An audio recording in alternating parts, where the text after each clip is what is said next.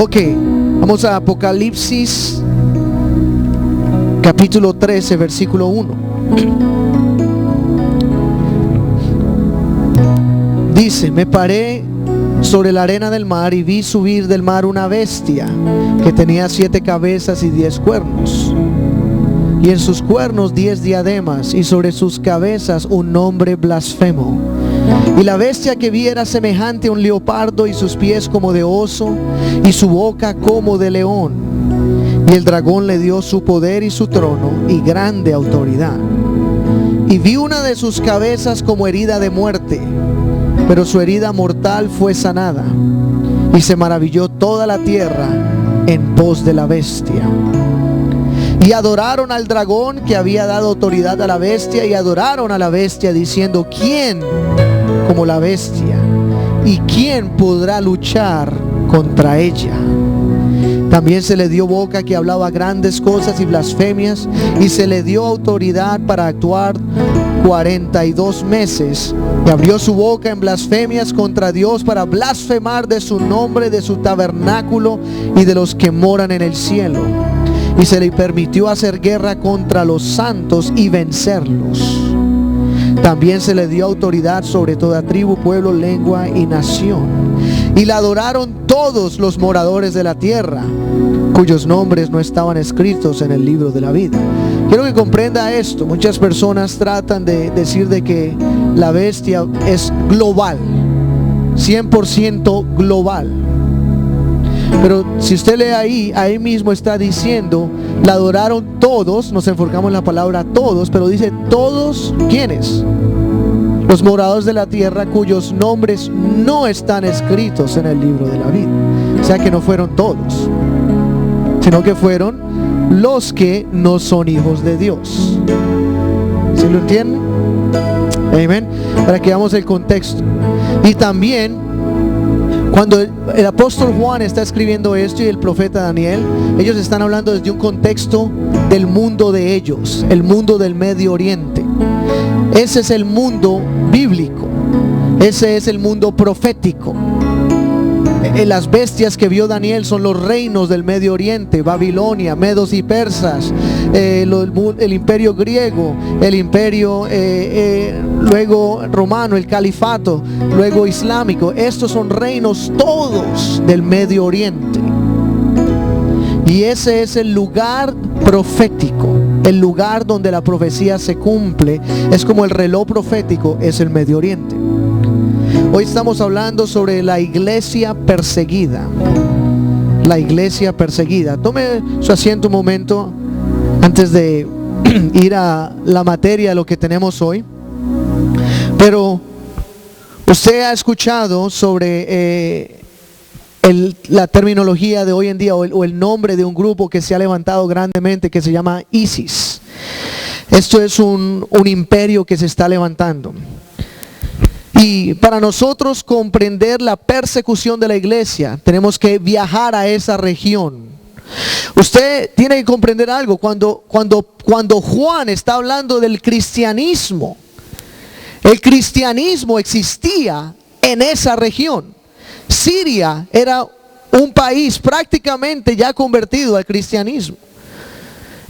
Todas esas áreas del Medio Oriente.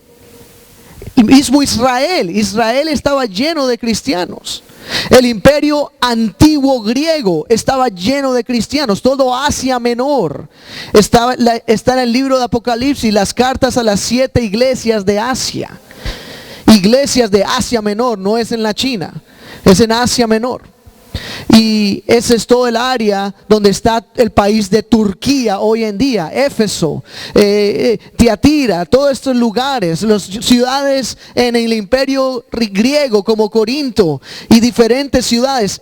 El cristianismo había tomado muchas raíces en toda esa región. Porque lo que usted tiene que suceder, el cristianismo fue evacuado de Israel, pero no fue evacuado del mundo, sino hasta el surgimiento de una bestia. Y esa bestia es la que describió Daniel como los pies que eran de barro y de metal. También luego como lo describió en otra profecía, como una bestia gigante, un animal que tenía dientes grandes y era una bestia irreconocible. Y ese imperio fue conocido como el califato.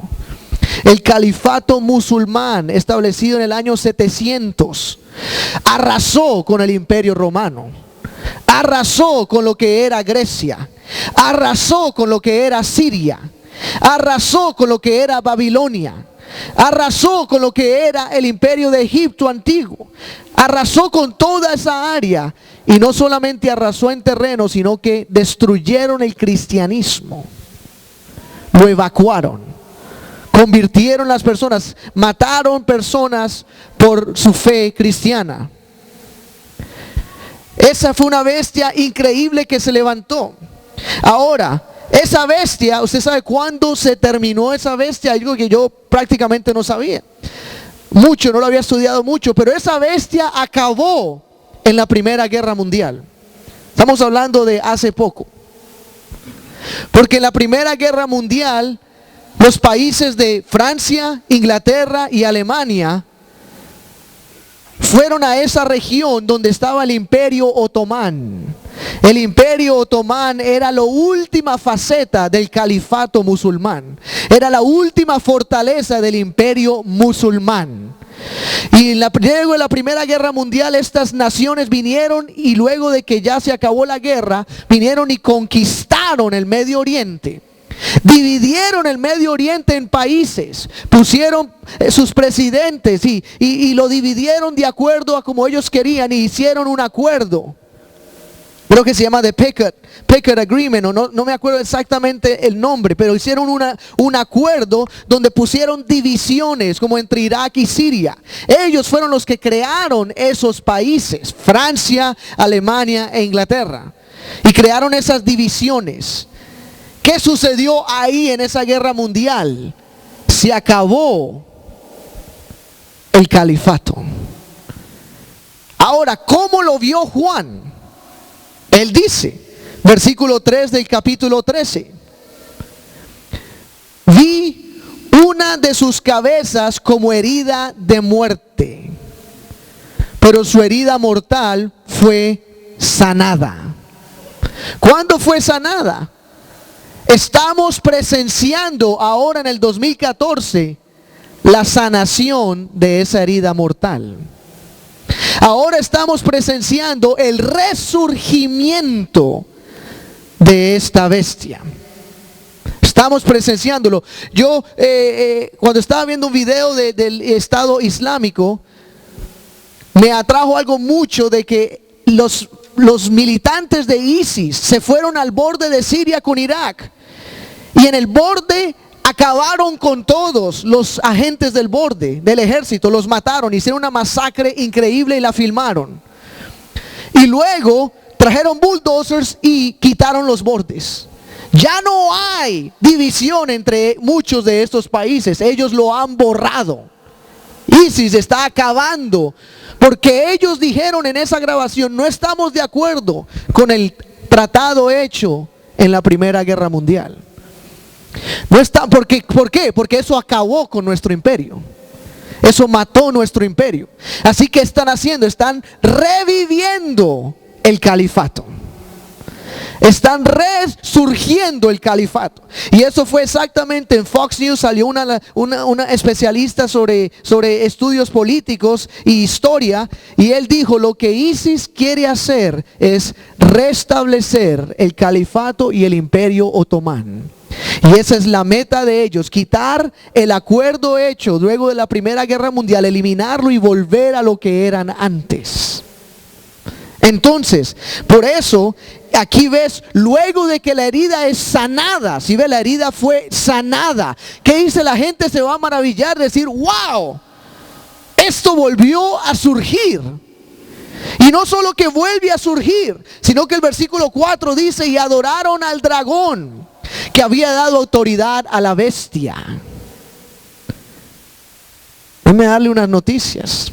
En nuestra Biblia dice dragón, pero en el Corán dice Alá.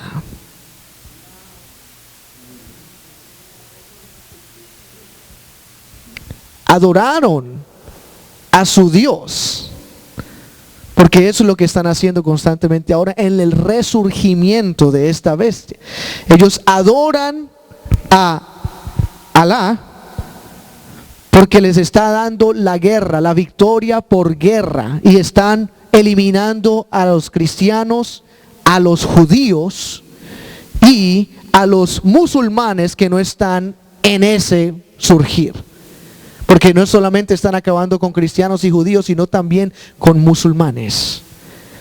Y dicen, ¿quién como la bestia? ¿Quién puede luchar contra ella? Ese es su canto. Versículo 5, se le dio boca que hablaba grandes cosas y blasfemias, se le dio autoridad para actuar 42 meses y abrió su boca en blasfemias contra Dios para blasfemar de su nombre y de su tabernáculo y de los que moran en el cielo. Quiero que se dé cuenta que esta bestia aún no ha resurgido en su totalidad. Estamos viendo el comienzo de su surgimiento. Pero cuando haya una confederación ya establecida y una unidad de estos imperios musulmanes y ya declaren que ha sido establecido el califato, en ese momento es cuando ya surge la bestia de nuevo. Versículo 7 dice, y se le permitió, ¿qué? Hacer guerra contra los santos y vencerlos. Esto es la masacre de los hijos de Dios en esa región. La masacre de los cristianos en estos países, en el lugar donde la bestia está surgiendo. Y en ese lugar donde está surgiendo tiene autoridad sobre toda lengua, sobre toda tribu, sobre todo. Ahora, versículo 7 del capítulo 17. Capítulo 17, versículo 7.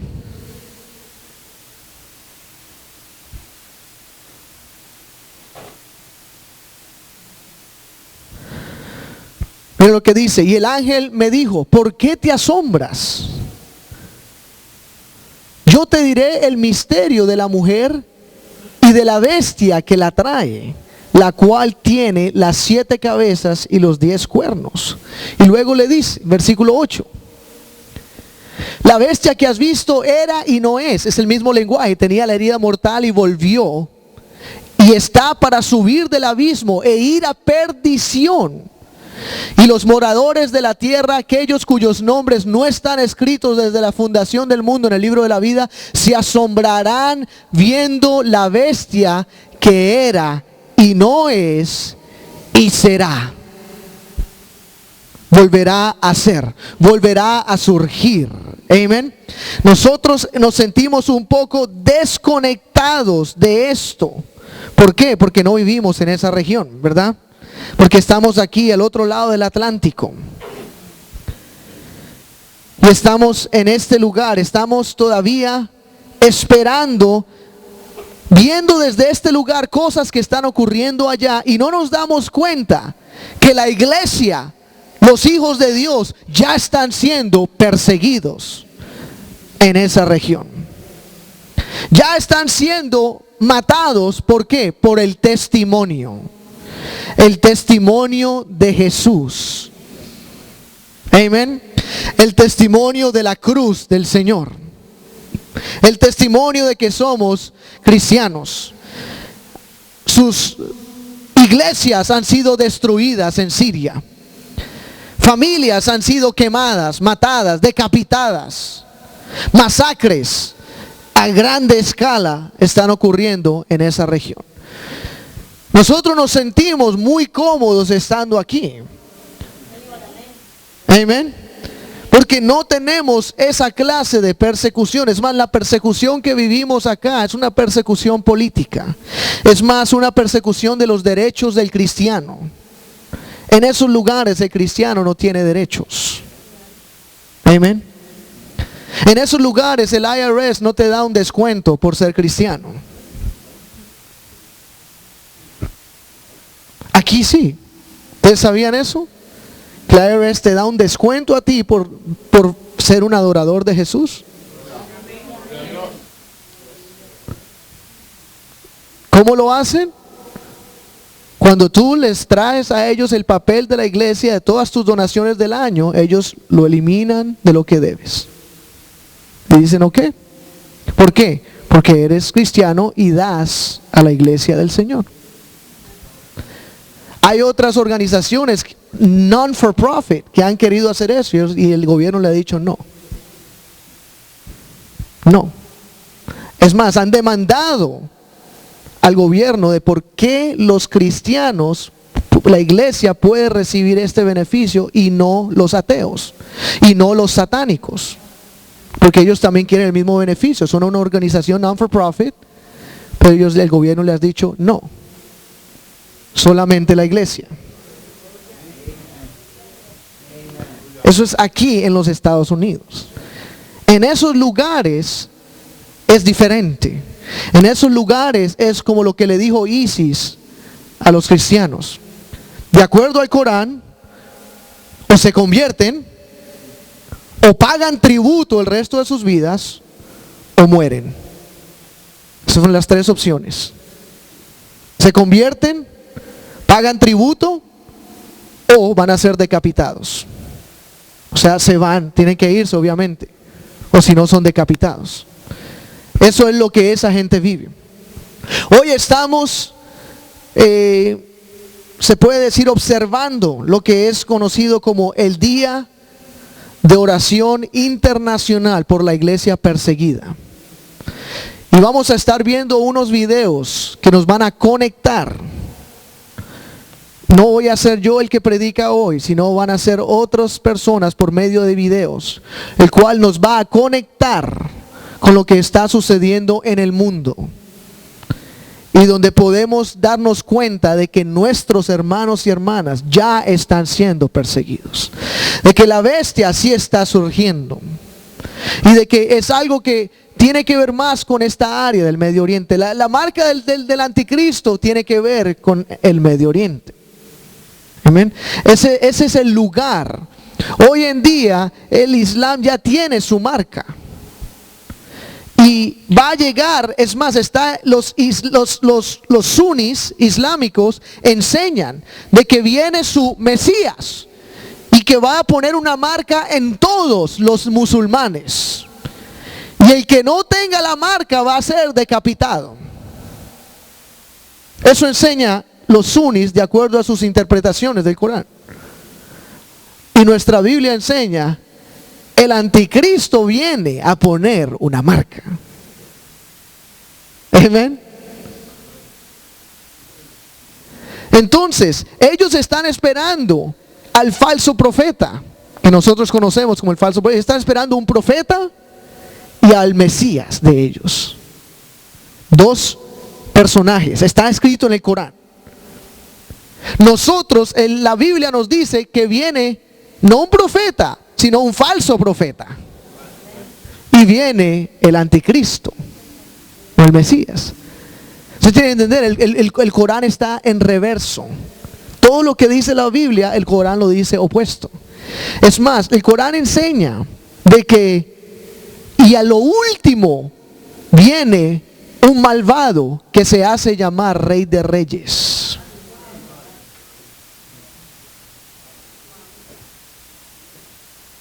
Y la Biblia dice que a lo último viene el Rey de Reyes. El que sí es el Rey de Reyes. El Corán enseña que sus dos personajes van a hacer guerra contra el que se hace pasar por Rey de Reyes. Y la Biblia dice que cuando el Rey de Reyes aparezca, va a consumir con su presencia, con su aparición, al anticristo y al falso profeta. Hay muchas paralelas e increíbles entre estos dos libros. Pero ¿por qué? Tú dirías, pero ¿por qué? Es que el apóstol Pablo nos advirtió. La historia enseña y el Corán enseña que Mohammed recibió esto del arcángel Gabriel o Miguel, uno de los dos, me olvidó exactamente el nombre, que él recibió la revelación. Este Corán tiene mucha Biblia y lo llaman como el nuevo evangelio, o sea que estaba la Torá, los evangelios y luego el Corán, que es el último mensaje para la humanidad.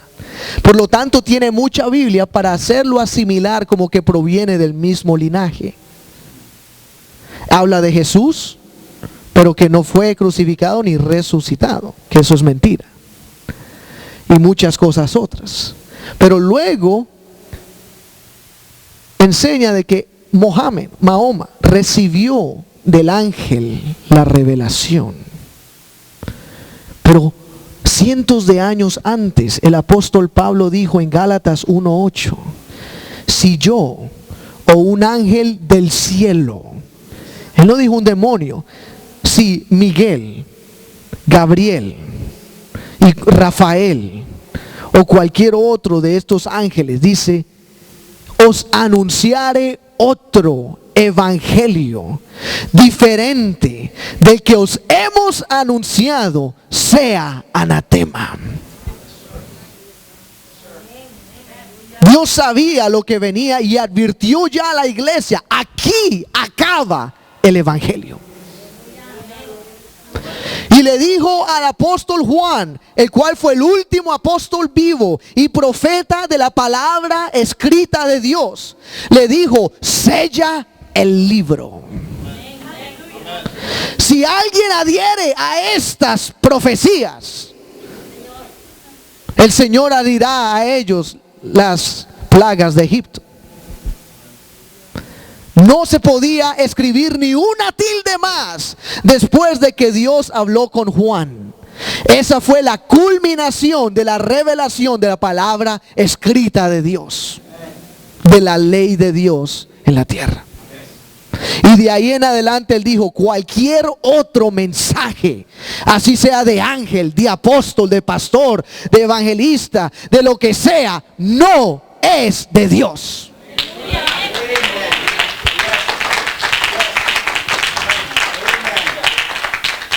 Amén. Así se llama el libro de Mormón, o así se llame el Corán, o así sean las distorsiones of the Watchtower Society, o las atalayas. Amén. Es importante comprender que Dios tiene un mensaje puro, limpio e inalterado para la humanidad. Ahora vamos a entender un poco lo que está ocurriendo en esta región. Al final de este servicio vamos a orar juntos por la iglesia perseguida. Vamos a ver unos videos y unas evidencias de cosas que están ocurriendo en esta área.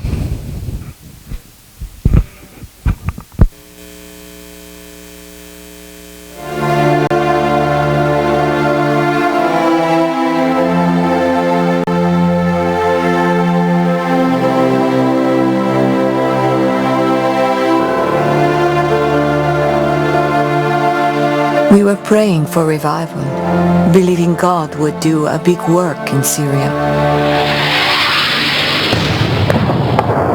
Then the war came. Now the terrorists are attacking Christian homes, churches, and even our children. Their goal is to empty Syria of its Christians.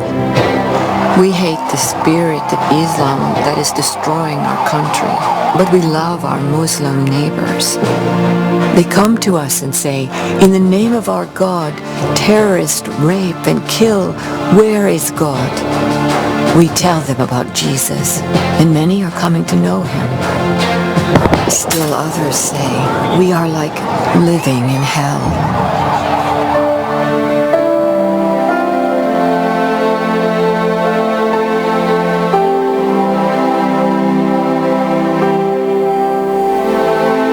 One day, while I was praying, I asked God what he would have me do to be his witness.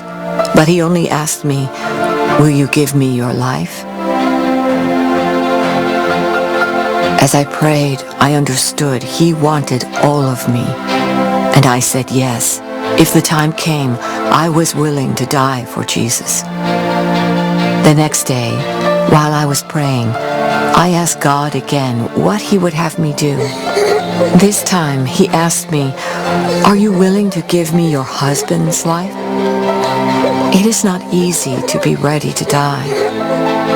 My husband and I prayed about this together. We said yes to God. The third day was the most difficult. On this day, God asked me if I was willing to give up my children's lives. The terrorists know who we are and that we share Jesus with Muslims. It is not safe for our family. My husband and I prayed and fasted, and together we agreed. God gave us our precious children. He has the freedom to take them back. When we agreed to put our children on the altar, I knew I had to tell them the truth. I told them that it was possible that men with swords may come through our door, men who didn't know Jesus. They may say bad things to us and try to force us to convert to Islam.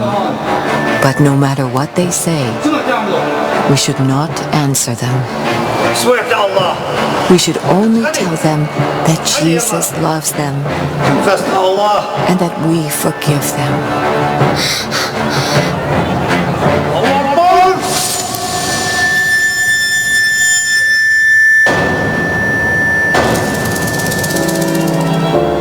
I told them that we might see some blood and have some pain, but it would only be for a little while.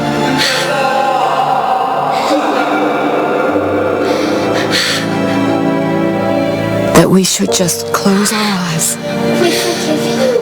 and when we open them, we will be with Jesus. Am I a good mother to have to tell my children such things? I also told them that as long as God wants us to be safe, we will be safe, that He is in control. Even during the bloodshed, during the killing, He is carrying our future. This is what it means to be a Christian in Syria.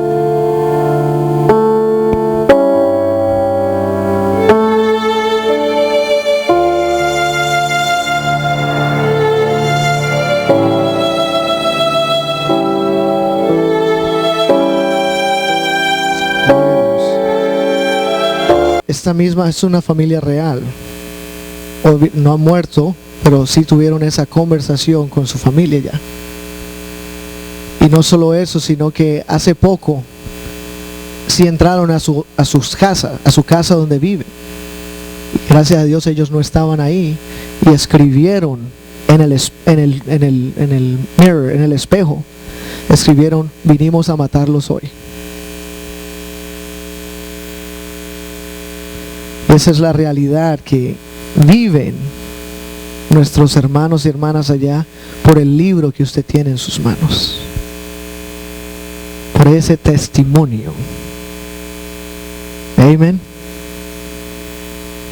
Ahora, no solamente ocurren estas cosas en Siria, Irak, Pakistán, sino también en países como en Colombia. Vamos a ver este próximo testimonio. El país de Colombia.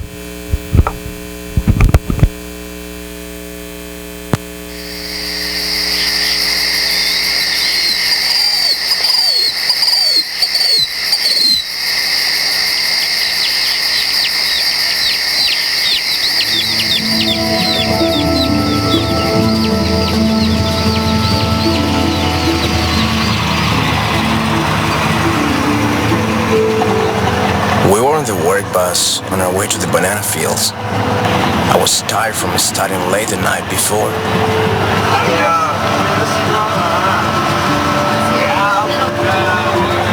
It was a typical morning until members of the FARC guerrillas stopped our bus.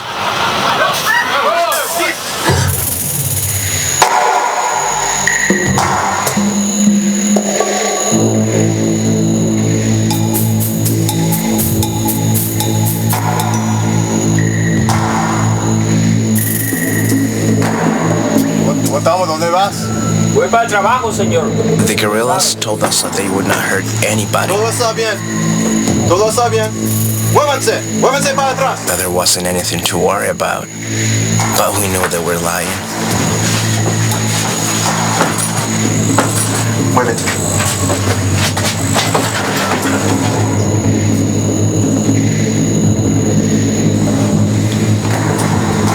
Niña, levántate. Vámonos.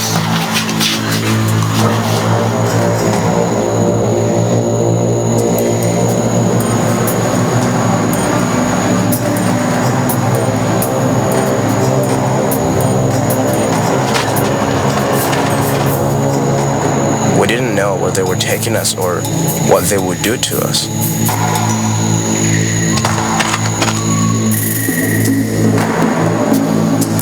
We drove for like 20 minutes, and then they made everyone get out.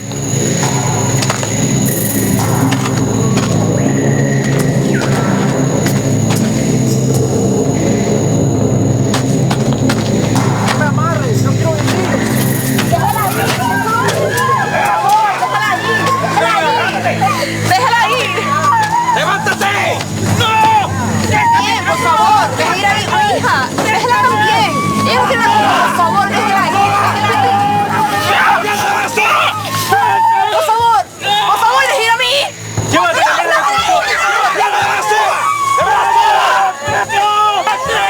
Esto a ella, ¿sí? Por favor, déjala ir. Déjala ir. Vete por allá.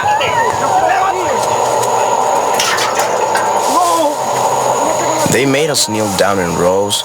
I was in the front. Many were crying or begging, but God gave me courage. Hermano, no me mire a mí. Pueden agarrar lo que ustedes quieran, pero no hagan nada. I tried to stop my friend from pleading with the guerrillas.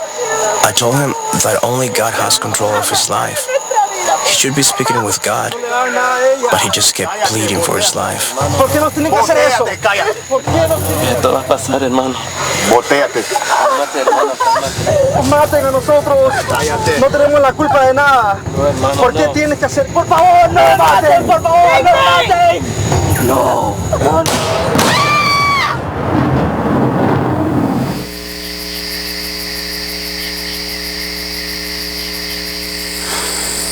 Tu felicidad es grande. Tu felicidad incomparable. Tu felicidad es grande. At that moment, I believed I was going to die.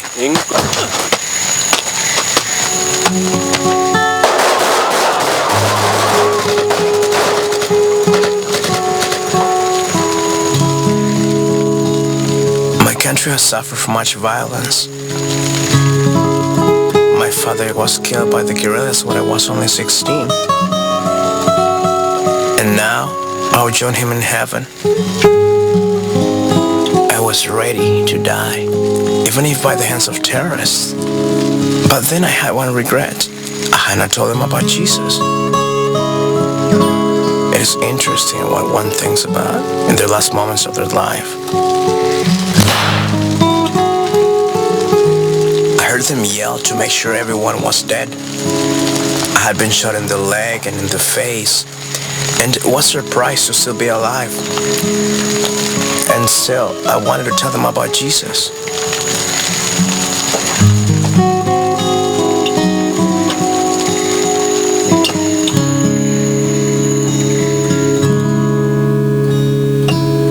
The guerrillas killed everyone.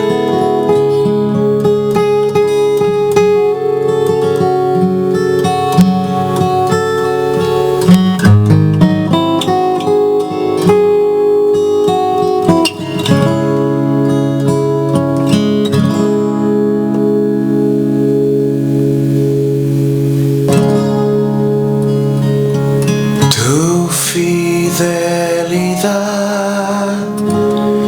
es grande.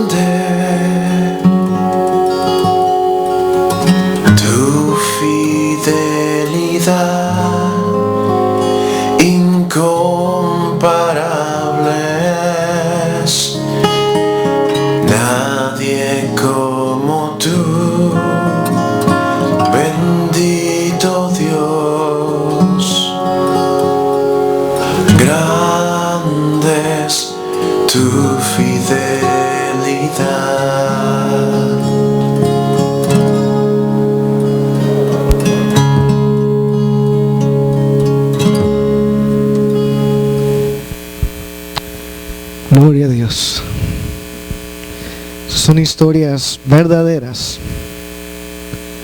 Ahora vamos a ver lo que Dios está haciendo Él mismo en el Medio Oriente, porque Dios está trabajando. Vean este testimonio.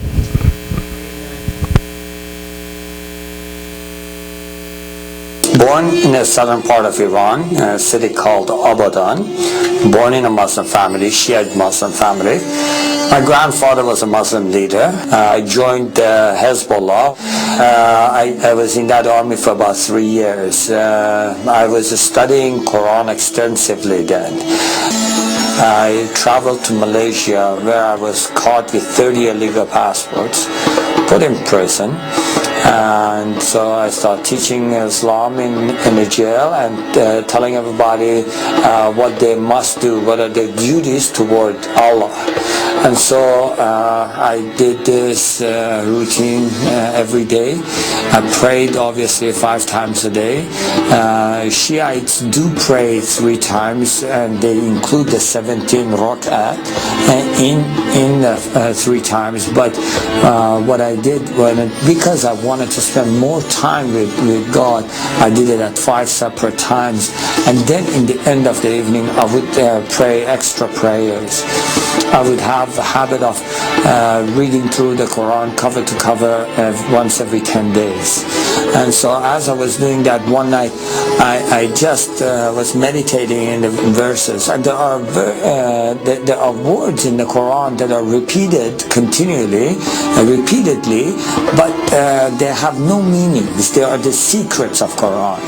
And so when I was meditating on this, a spirit entered the room, and it was much more powerful than I could handle, or I could overcome. And so I was filled with fear. And so I tried using all the tools Islam had given me.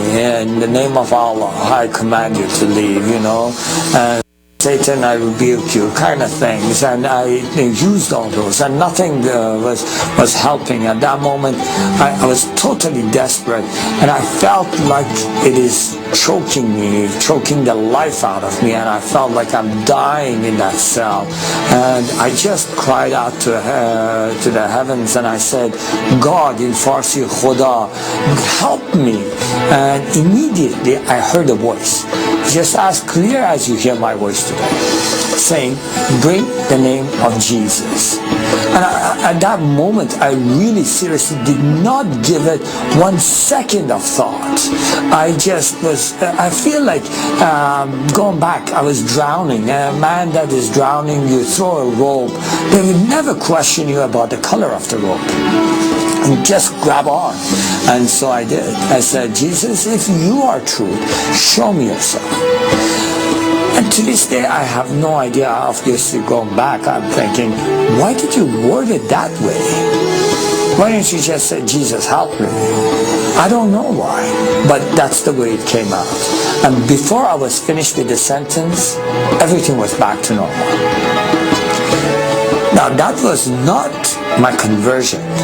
That was the beginning of my confusion. Why would Jesus help a Muslim? Now, I had done everything in my power to be a good Muslim. I had already tried to go and commit myself to in the way of Allah and be a martyr for Him, walking on the mines. And so the government of Iran used to issue the people that are fadai, or the ones that are willing to give themselves, to sacrifice themselves, a special Quran that had the stamp of the government. I had participated in the executions by hanging. I had done everything that I thought I must do against the infidels, and anything and everything I must do to share Allah with others. So I knew that something is wrong, and that was not because I doubted Allah or doubted Islam or anything. I fully believed, and I didn't know what that is, and it just confused me. And so I tried to just forget about it, But that question, why would Jesus help a Muslim? Why would Jesus help a Muslim? That would just keep coming at me. I believe in Muhammad, the last prophet, I would think, in the perfect religion. Why would Jesus come to help me? And so that 2 weeks period, I just got really confused, and I said, okay, I'm going to pray and fast and ask God himself to show me the path. Obviously, I thought at that moment, and there are verses and things taught in the Quran that says the ways of Allah are many, and no matter what part of the mountain you climb, you always come to the same mountain top. And I thought, maybe that is what God is, and then, no, maybe it is different for God. Maybe God has a specific way for me, and he wants me to follow that specific way. So I thought, I will never find out unless I ask this question. So I did. I prayed and fasted, and from the bottom of my heart, with all my strength, I asked, God, what is it that you want me to do? What way is it that you want me to follow?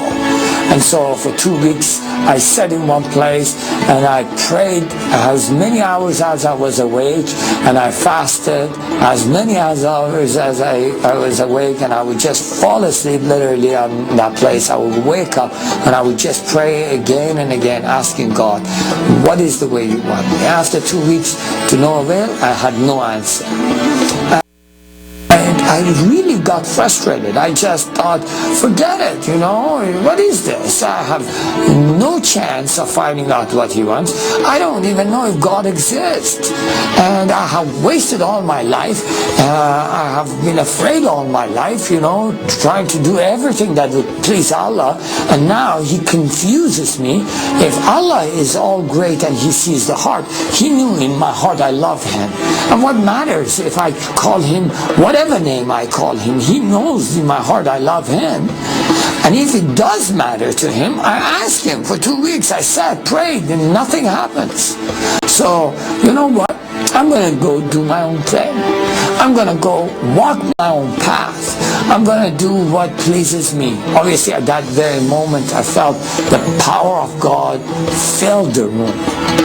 Now, in Islam, the greatest sin you can commit, and you can never be forgiven for that, is doubting God himself, doubting his teachings, doubting his prophet. And I had done that.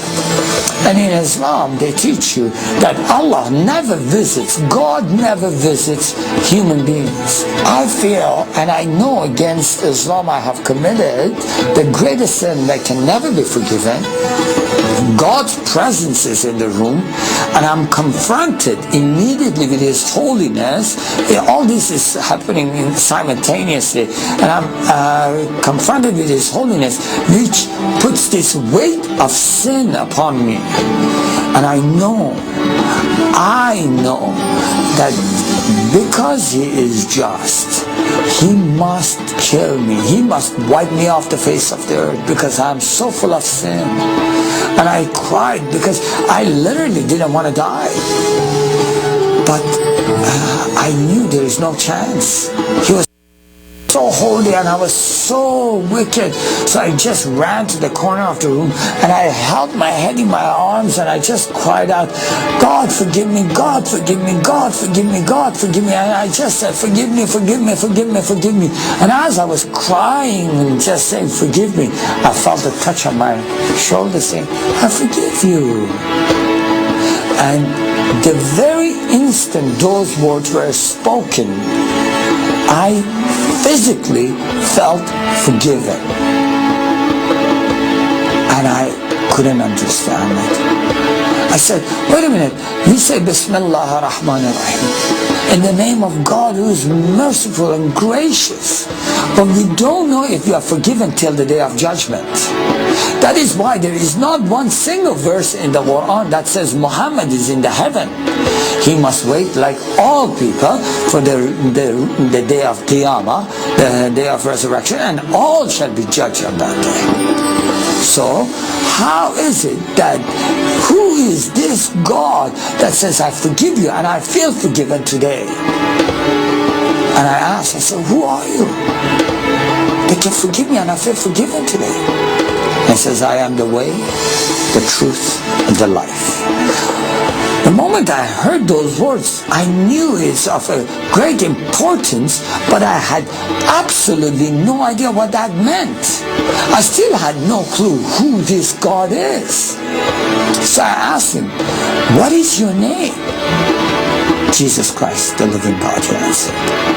And the moment he spoke those words, it was as if every single bone was taken out of my body, and I just fell on my face to the ground, and I started weeping in the presence of God.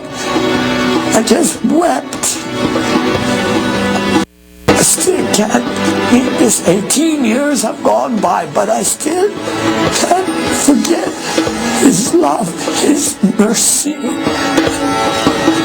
all the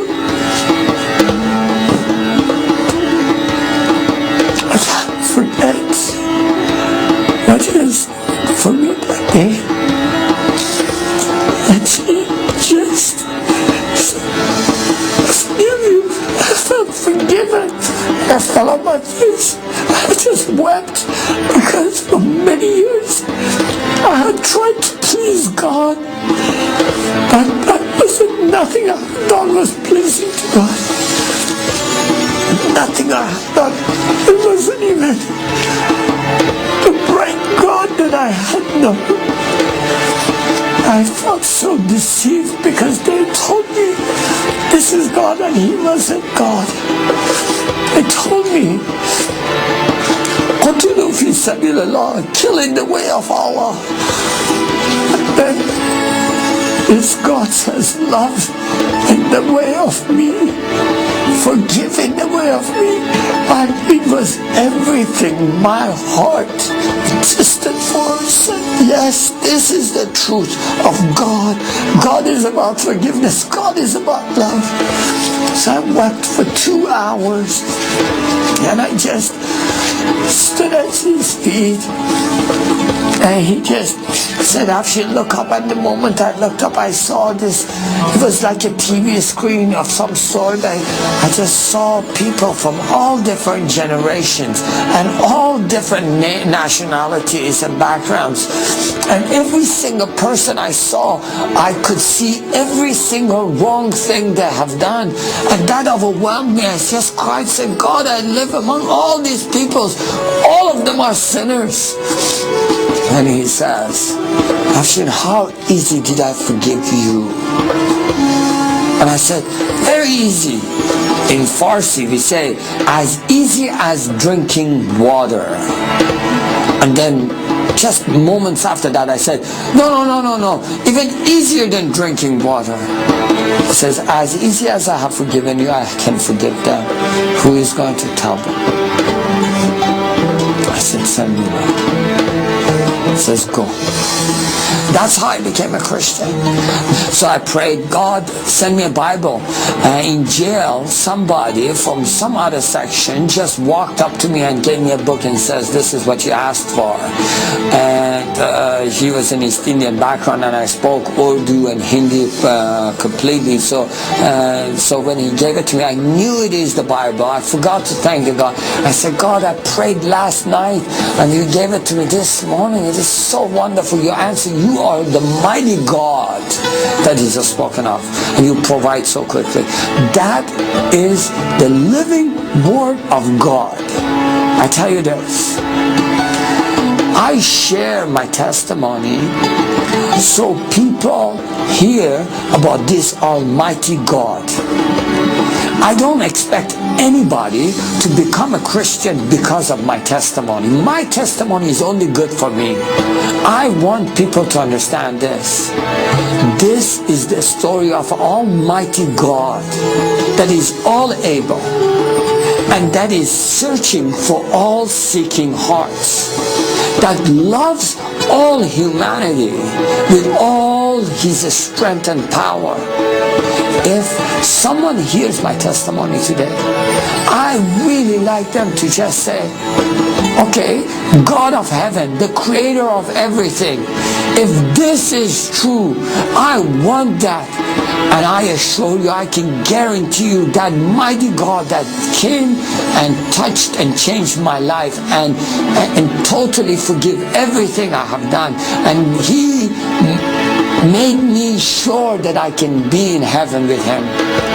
He can assure them of the same assurance, and He can let them taste of the same forgiveness and same love. And that is who Jesus Christ is. May glory be to Him, today and forevermore. Amen.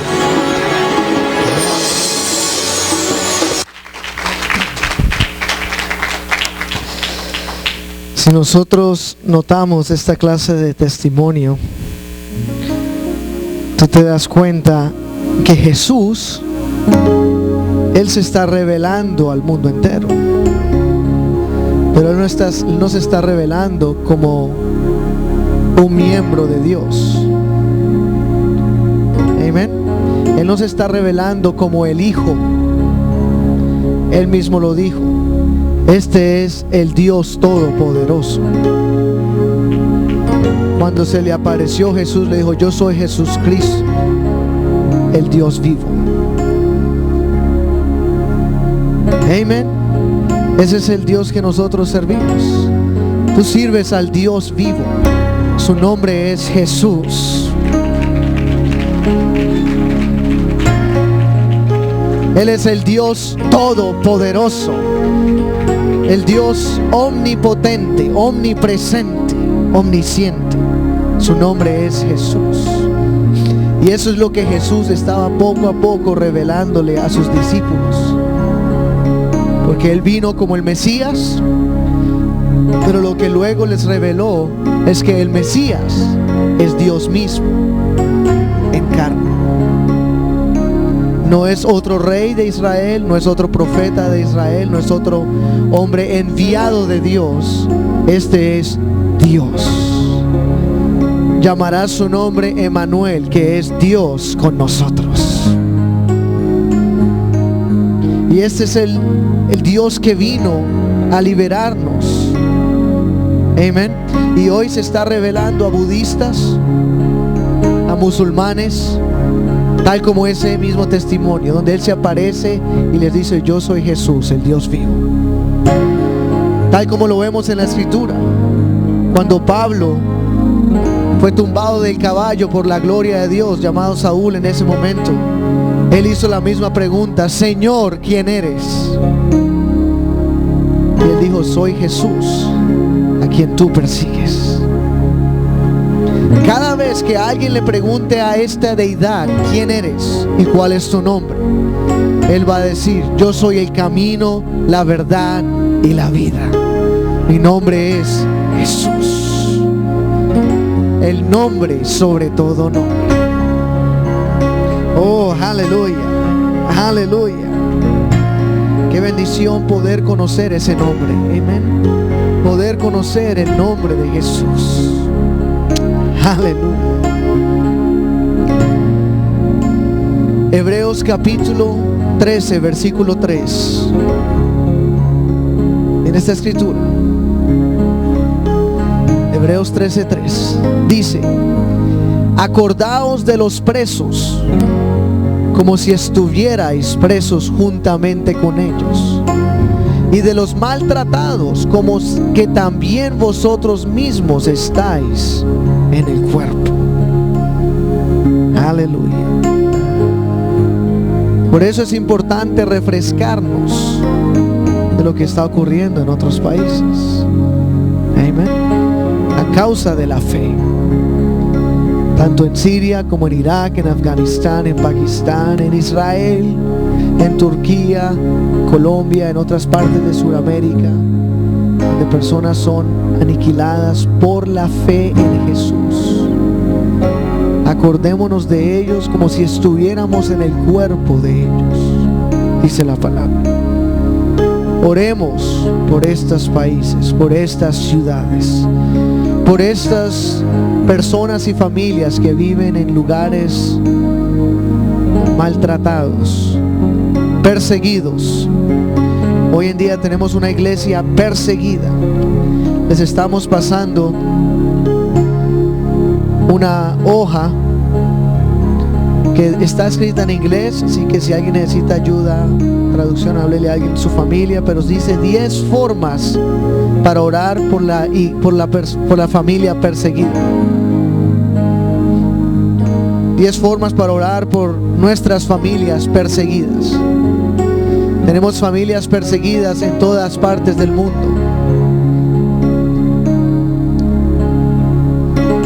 Amén.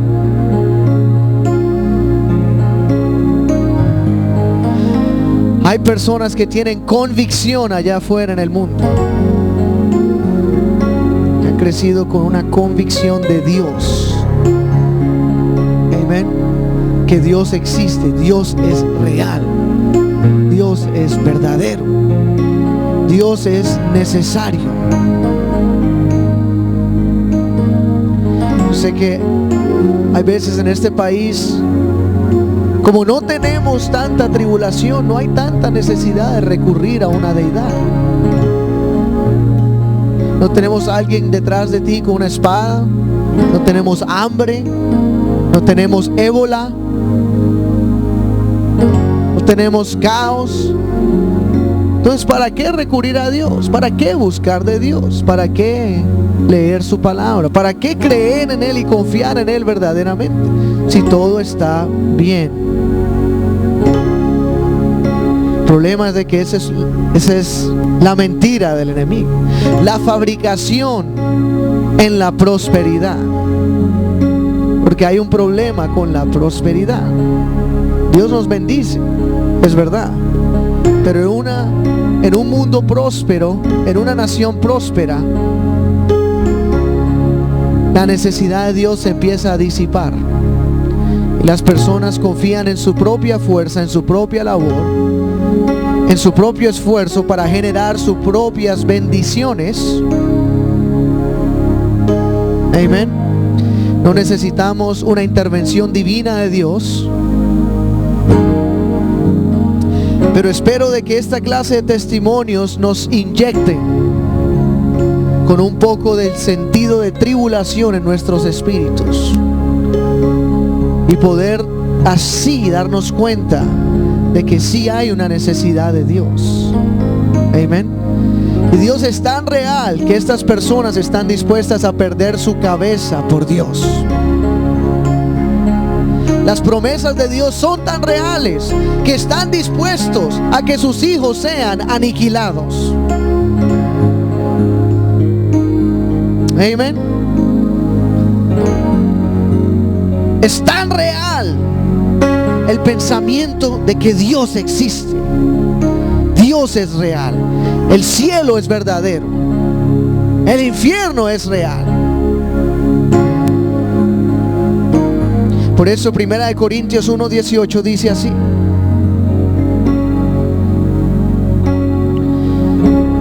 Eso está en nuestras Biblias. 1 Corintios 1:18 dice: porque la palabra de la cruz es locura a los que se pierden, pero a los que se salvan, esto es a nosotros, es poder de Dios. La predicación de la cruz es locura. Para los griegos era locura. El imperio griego de los tiempos de Pablo es similar a donde estamos hoy. Un tiempo de prosperidad, de educación, de vida calma, de vida en los deleites de la tierra. Y por eso Pablo dice, para ellos es una locura hablar sobre la cruz. Pero para nosotros es el poder de Dios. Apocalipsis capítulo 20 versículo 4.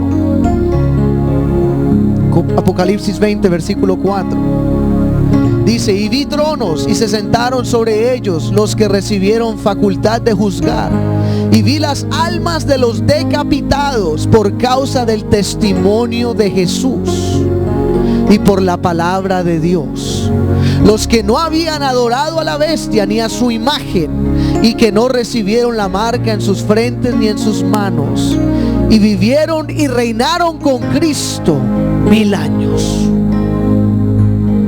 Esto es lo que esa región va a vivir cuando se levante por completo esta bestia. ¿Hasta qué nivel va a llegar? ¿Llegará hasta acá? No sabemos, pero sabemos de que ese es el epicentro. Pero lo que sí sabemos es de que si nosotros no nos aferramos de Dios, nuestra alma se puede enfriar.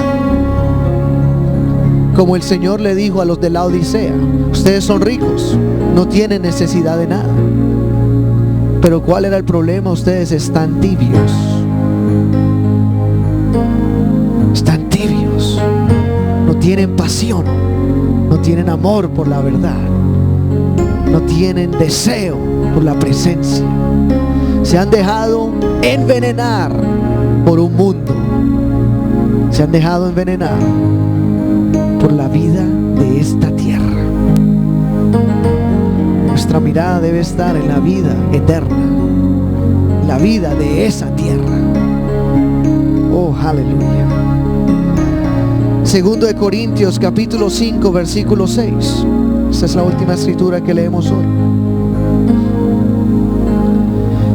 Segunda de Corintios 5, 6 al 10. Así que vivimos confiados siempre y sabiendo que entre tanto que estamos en el cuerpo, o sea, aquí vivos en la tierra, estamos ausentes del Señor.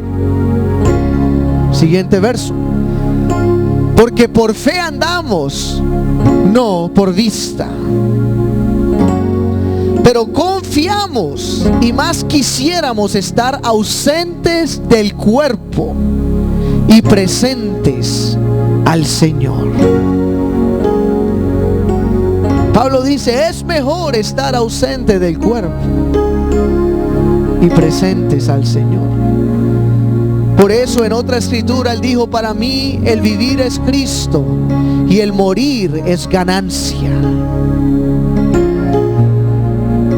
Siguiente verso. Por tanto procuramos también, o ausentes o presentes, serle ¿qué? Agradables. Porque es necesario que todos nosotros comparezcamos ante el tribunal de Cristo, para que cada uno reciba según lo que haya hecho mientras estaba en el cuerpo, sea bueno o sea malo. Aleluya. Lo único que Jesús pide es nuestra vida. Amén. Tu vida. Así sea para vida o para muerte. Él pide nuestra vida.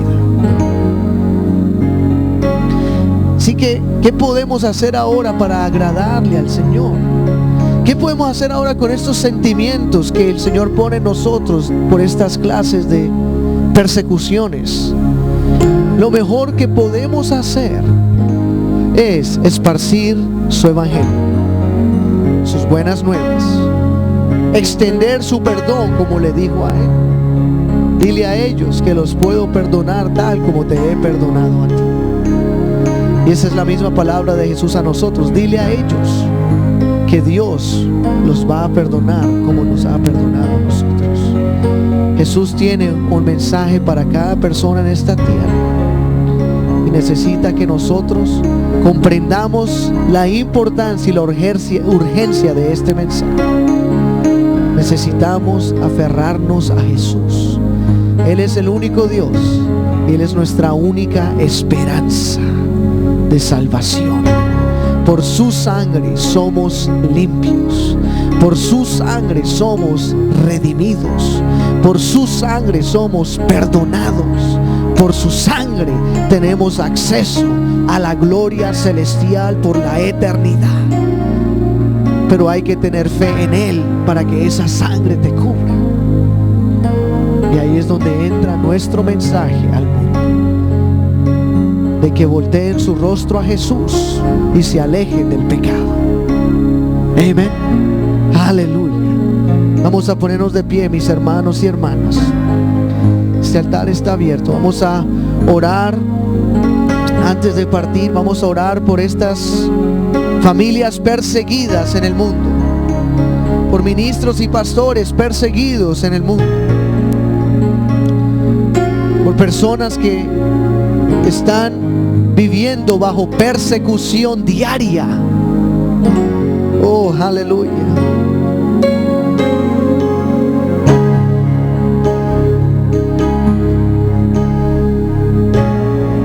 Aleluya.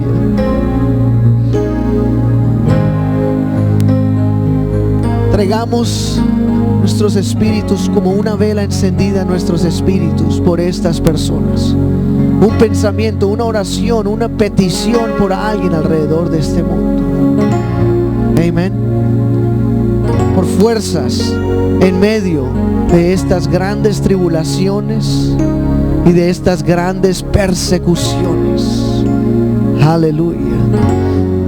Vamos a levantar nuestras voces a los cielos. Señor Jesús, Maestro, hoy te pedimos por familias que están viviendo